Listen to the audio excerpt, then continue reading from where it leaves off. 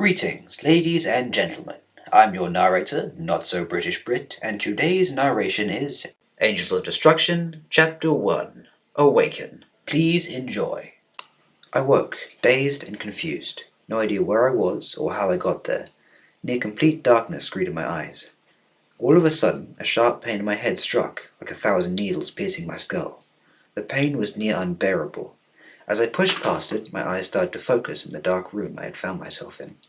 Or maybe it was a cave. It was too hard to see to be sure. I tried to remember how I got here. Wherever here is. The memories hit like a dreadnought's main gun flashing into my brain. The terrors of war had obviously left a mark on me mentally, even if they were just snippets of the full memories. And looking down, it left its mark physically too.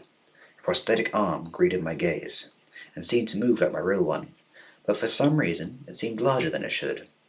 Not in length, but in width, as if there was something inside of it. Or at least used to be. Maybe an attachment of sorts. Looking at the rest of my body, I seemed to be in some kind of armored suit that covered every inch of me, showing no skin, not even my head. As my mind sorted the new information, a word came up a lot. Link? I said, confused. All of a sudden, something stabbed me in the back of the neck, with an audible click. I was expecting more pain, but none emerged. To be honest, I started to feel more alive, as if whatever stabbed me in the neck had been there to help me.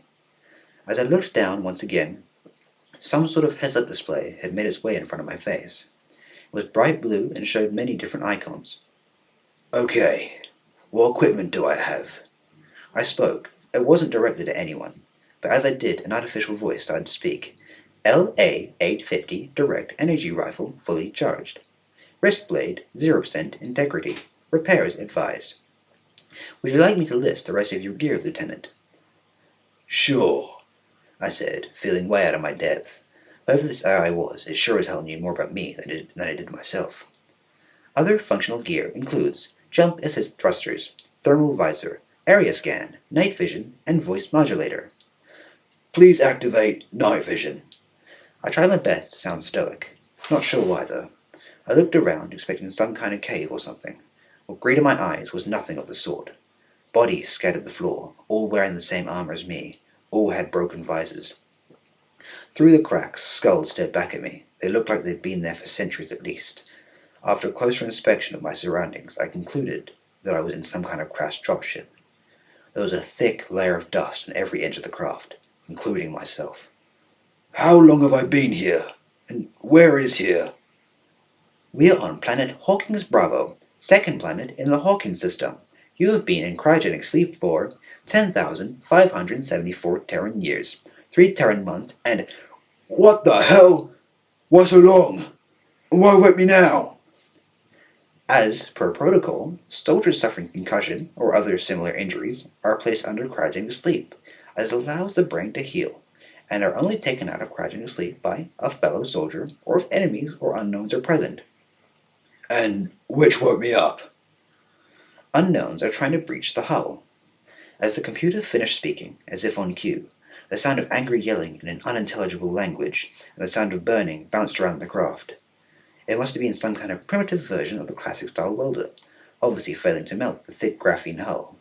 According to the computer, it is near impossible for them to melt through. Now knowing that they can't even cut through the hull, I allow myself to untense. Knowing that my armor is also made of graphene, it would be near impossible for them to burn through my defenses with their tools. I ready my rifle. I then ask the computer to lower the ramp. It lowers slowly, most likely because of how long it's been since it was last used. The sudden movement of the ramp seems to scare the hell out of the unknowns.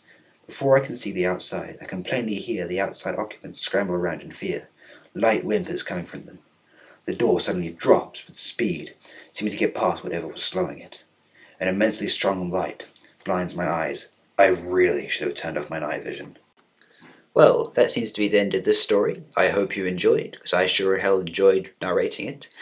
And have a lovely day.